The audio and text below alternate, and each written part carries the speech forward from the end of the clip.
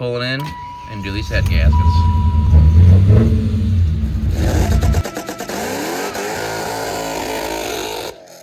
Alrighty, y'all, let's get started. I'm gonna get the intakes out of the way and get the plenum off, and I'm gonna go through and just pull the plugs and the coils and start compression testing. Let's go. All right, step one. Top the intake plenum off. Still looks really clean in here, so that actually kind of gives me hope.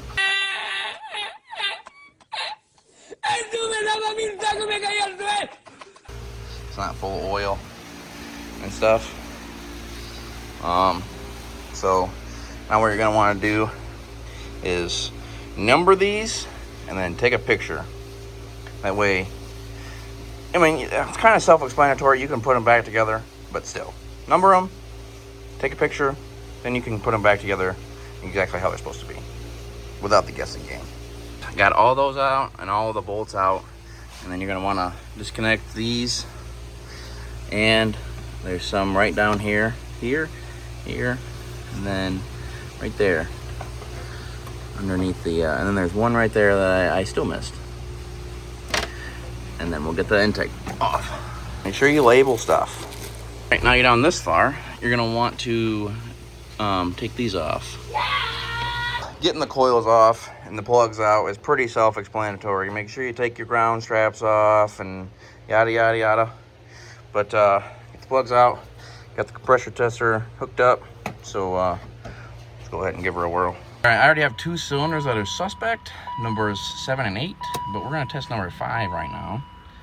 So we're gonna let it go for about 5 seconds and see if you can see that jump up. Probably not. Windshield's very dirty.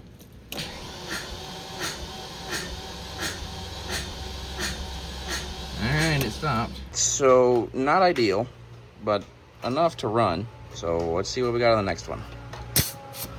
So as suspected, that's definitely blown between 7 and 8, and yeah. So you get nothing. You lose. Good day, sir. That is what we want to see. This side, the suspected good, non-blown head gasket side, 180 psi. That's what we want. All right, let's do the next one. We can see where the problems are. This side, 1 through 4, look great. That 160, I'm not so concerned about it. Having a few issues with the gauge, reading differently every time. So, but you can tell this side is the problem. So, yep. All right. That gives me confidence because I did not want to do this side. This side is way easier. There's a lot more room. There's not as much stuff to get rid of. I don't want to have to get rid of the ABS. So I'm glad it's this side. Let's go. Oh man, the goo. Okay, that's not good. All right, so the goo. Look at it. All right, gross. Anyway, first step then is this side is this far into the thing and the stuff. I got that and the thing. Now this needs to come out, and that needs to come off, and that and that and that and those, and then that's where we're gonna stop tonight. We made pretty good headway for the first night, so I only worked on this for a couple hours. So it's honestly like I could do a full walkthrough, but it's just unbolting stuff and getting it out of the way. That's pretty self-explanatory. You know, if you can't do that, probably shouldn't be tackling this job yourself anyway.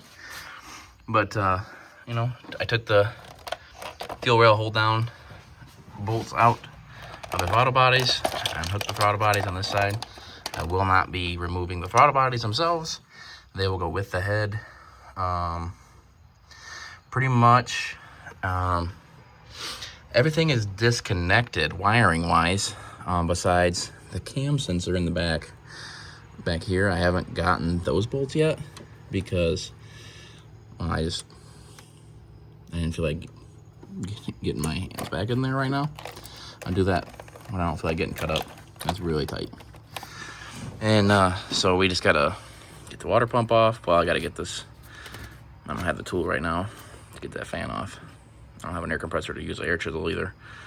So, yep, we're gonna get the water pump off, and then we can go ahead and take all the Vanos stuff off, and move on to cams, exhaust manifold, and start yonking head bolts. So, a couple more nights and we'll have her off. Back out here again, making some progress. Who told me this was a good idea? It might not seem like much, but I've made a crap ton of progress. So,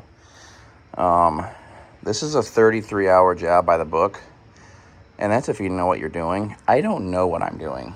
So, and there's not a video at all anywhere I found on YouTube that shows how to do this. So, as a side quest of making the rock crawling video, I'm making a video of how to take the freaking head gasket off. Anyway, so we got the radiator out, we got the fan off, we're on top dead center, locked in. I don't have the cam tools, but you know what? We have the pin there, and the cam holes are lined up. So I'm gonna put some bolts in there and lock the cams in, and we're gonna wing it, just so I can get the Vanos off and get the head off of it, so I can see what we're working with, and pray to the Lord himself that that's not cracked, because those head gasket readings, if you remember, were really bad. So, but yeah, so this has taken me a long time to get here.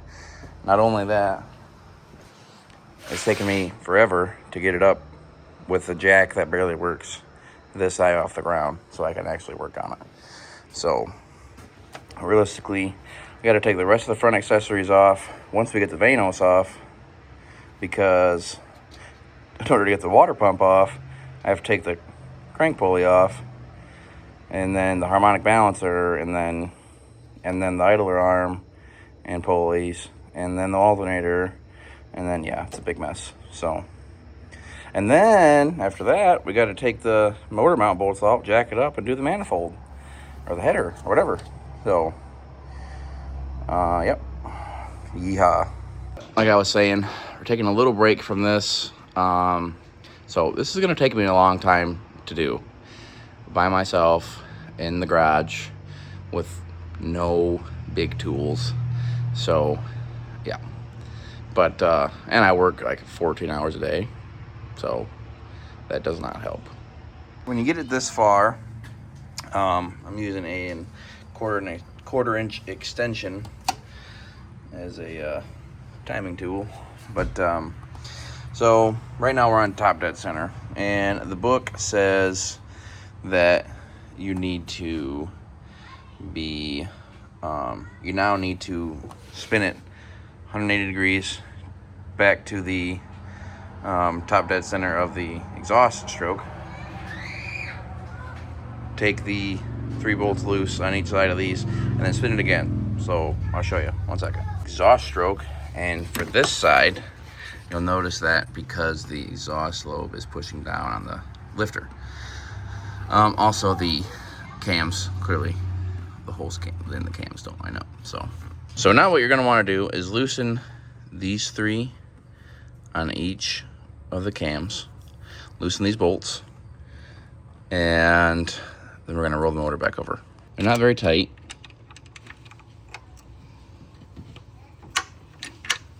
So, doesn't take a lot. Just where they're finger loose. They're not gonna take them all the way out. They just need to be loose. We'll do that to this one, and then we'll roll the motor back over. So, now I have loosened them all up, all the 3 on the other side, on the opposite of top dead center. And now we're on top dead center. And I'm gonna go ahead and loosen these up, and I'll show you what happens next. So I've got on top dead center. I got the all the timing tools in. Timing tools. Okay, so once you've done all that, and these are all loose, you can put a flathead screwdriver in here and pry on it just a little bit, and this should pop right out, like so. Probably make a little bit of a mess. I put this bolt back in, the banjo bolt, so that way it wouldn't like shoot out. But there you go. Now you're gonna have to put it at, this is a 10 and that's a 7, and so you're gonna have to hold the Vanos gear and unscrew the Vanos unit here from it. And I don't know if that's the right term for these, but that's unscrew the thing from the thing. All right, we got it off. Now you can see just these studs here on the end of this gear. So, all right, on to the next thing. Well, we got the head off, and it's not looking good. So, that's not good. Scored really hard on both sides. Listen. Catches your nail, so that's pretty good. But then this side, that is so deep into the liner. I don't understand how this was making compression on this side. Like I mean, there you go. You can kind of get an idea. So, I mean, for now, guys, this project is gonna go on hold because this is kind of a big blow. I was hoping to just replace the head gasket and call it a day. The head gasket is bad. I mean, it's separated. These are supposed to be a layered gasket, and they're not supposed to separate. So yeah, it's definitely bad, and it's blown on each, especially that one, which is the back one. But yeah, it was blown like real bad. Oddly enough, number 7, this one right here, was the one that didn't have any compression, and like none at all. But you know, like, yeah, you can see it's really bad right there. It's ate through almost, I mean, these are thick, and it's ate through almost all of that.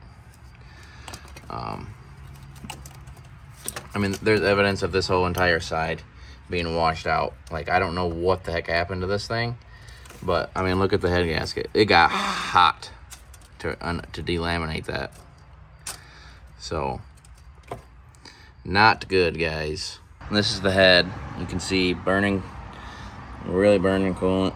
And then, oh, look at that. That will do it every time. Oddly enough, though, the side with the worst scoring doesn't have any broken valves. So, that sucks. Hey, y'all, it's been a minute since we filmed that. We don't have the car anymore.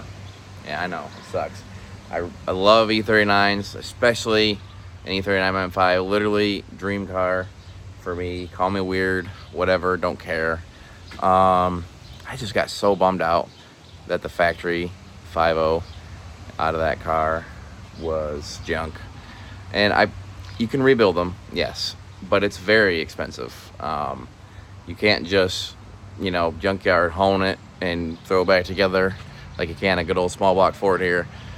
You can't do that. You have to machine them and put liners in them, and the liners are ridiculously expensive. The machine work's expensive. You have to find a special machinist that will do it, so you have to ship the motor out. I was looking at $9,000 to do that, and that's just not feasible for me, especially when I only paid $500 for the car, and it was an abandoned car with title issues and stuff. I could have got a title for it. I was working on that, but I ended up making money on it. I parted out, sold the shell. It worked out. But now we got this 65 Mustang, and if you want to see more on that, you're gonna have to subscribe, because this thing's gonna be dope. But yeah, so we got a huge mess. I need to get a shed. We've got motors and parts and more motors, and we're doing a motor in this right now before we go to Windrock in July. So yeah, this is gonna be awesome. I'm not gonna give too much away, but it's gonna be full drive. Anyway, so if you want to see more on that, if you like the content, whatever. If you don't like it, tell me what you don't like about it. If you do like it, hit that subscribe button, hit the like button. Thank you for watching. Bye. That was legitness. Yeah, it was.